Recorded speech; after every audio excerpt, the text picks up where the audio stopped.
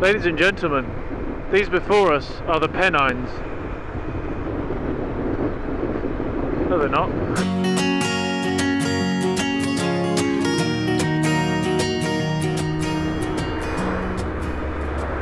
Apparently I'm following you, chum. If you could just make it easy for me to get past, that would be wonderful. I do have a place to be. Sadly, it's still quite a long way off. Ow! What the fuck was that? Looks to me like somebody missed a gear. You dickhead! Really want to get there before it gets dark. I'm gonna fit, Oh, I'm gonna fit. Okay, there's nobody there, mate. If you could just go.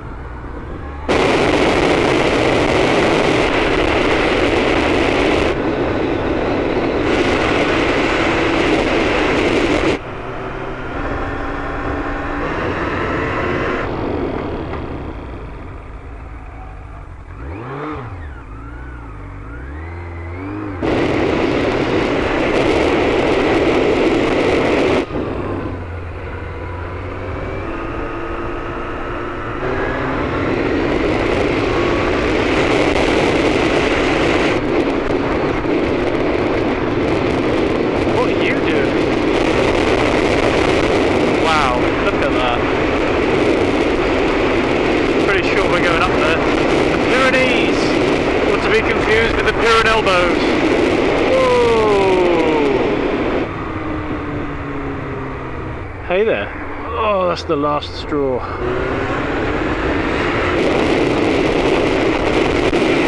Oh my good God, that hurts. My knees are...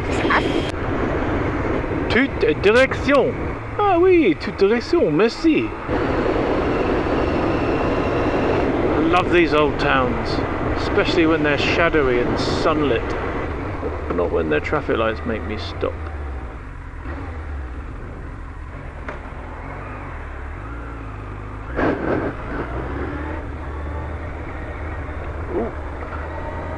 The roundabout was knobblier than Gerard Depardieu's nose.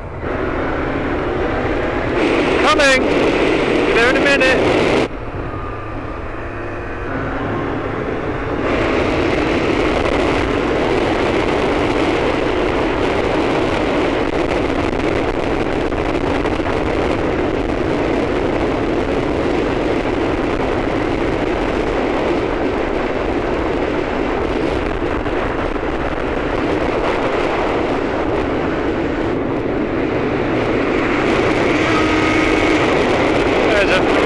Throaty beast behind me. No idea what it is, but it sounds massive.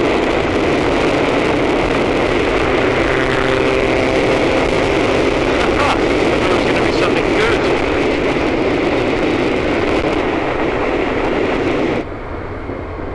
Wow. Now I know how Bilbo and Samwise felt.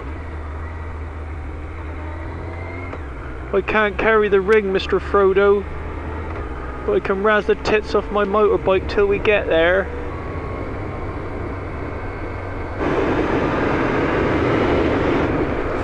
Bug in my ear.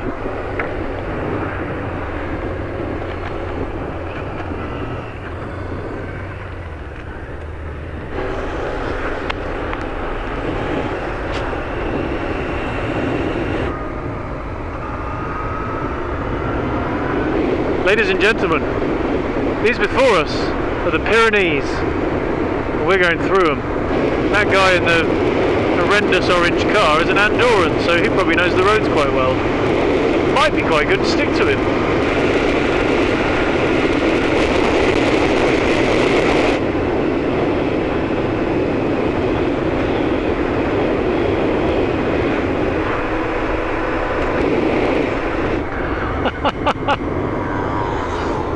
Awesome.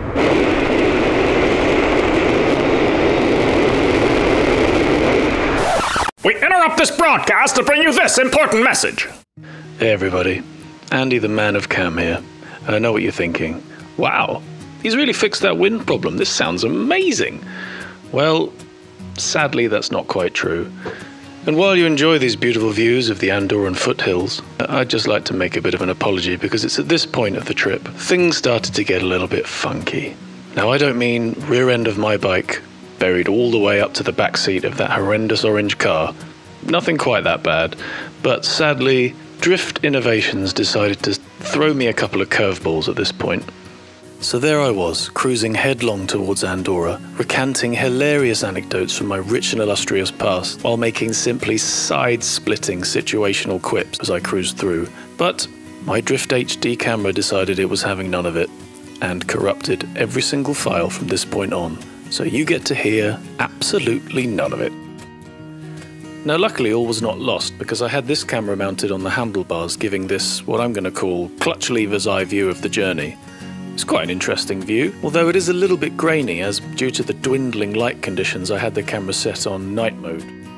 I had actually had the foresight to set up another camera on the other side, pointing backwards. Problem is, forgot to angle the lens, which isn't all that effective. So what I'm going to do is I'm just going to spin that round, kind of point it where it should have been had I adjusted it properly, shift it over to the left, and do you know what? I'm just going to leave it there because we can see everything at once now. And so all is not lost. We do actually get to enjoy a couple of slightly grainy, quirkily framed views of this, quite frankly, breathtaking ride up into Andorra. And so for now at least, I'm just going to leave you to it. Enjoy.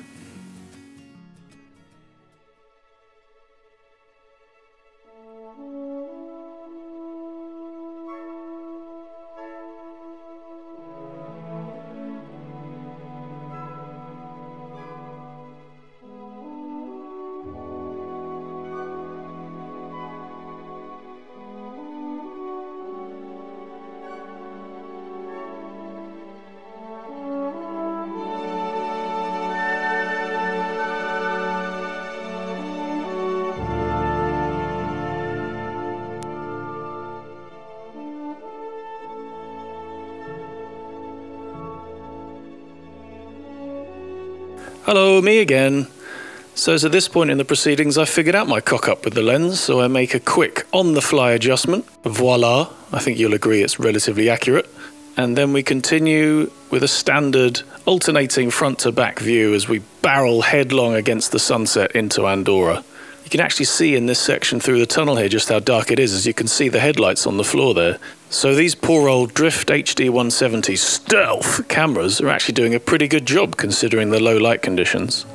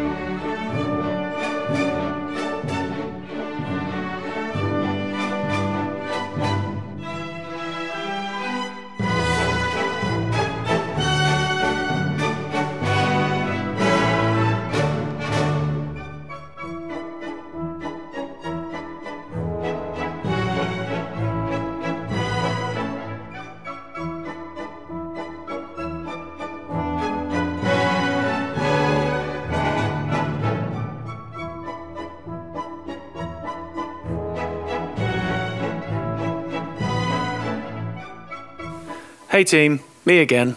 So just when it seems we've made the best out of a bad situation, clutch lever cam decides it wants to let go. It's had enough. So it just comes loose and wanders freely on its pivot, making a horrendous rattling noise as it does it. Now sadly, it takes me a little while to realise that this has happened and the camera is flapping around like a prick in a shirt sleeve. But when I do, I fix it. Although with a slight adjustment, because I decide it'd be a great idea to point the camera at me. What a big head!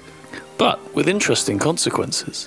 Because if I bring both the shots together on the screen at once, we get to create this crazy, trippy, cubist panorama, man! What do you reckon to that?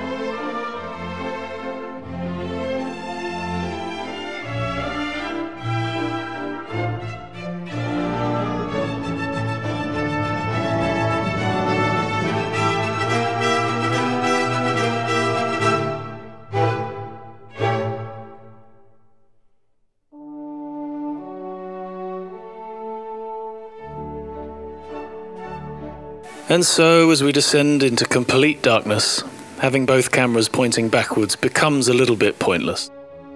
And so, ego cam turns back into clutch lever cam, and then we can see the dark road appearing before us.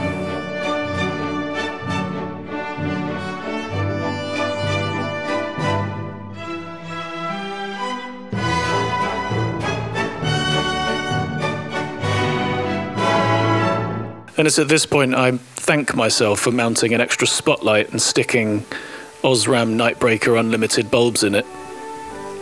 Because that road was bendy, and it was dark.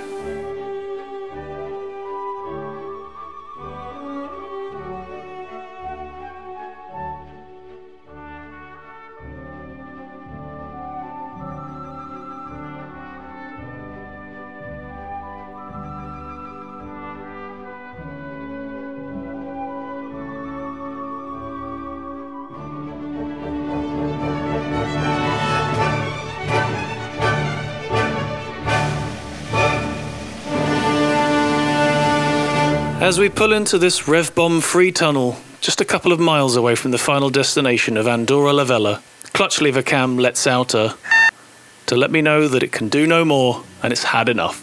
And so I'm afraid we're down to just Tory cam, because it's on the right wing, to provide us with the view as we ride into our final destination, Andorra La Vella, where I can finally find the hotel room, lie down and let some blood into my numb dead arse. So all that's left for me to do is to apologise for the various video cock-ups that have happened in this episode, be business as normal for the next one.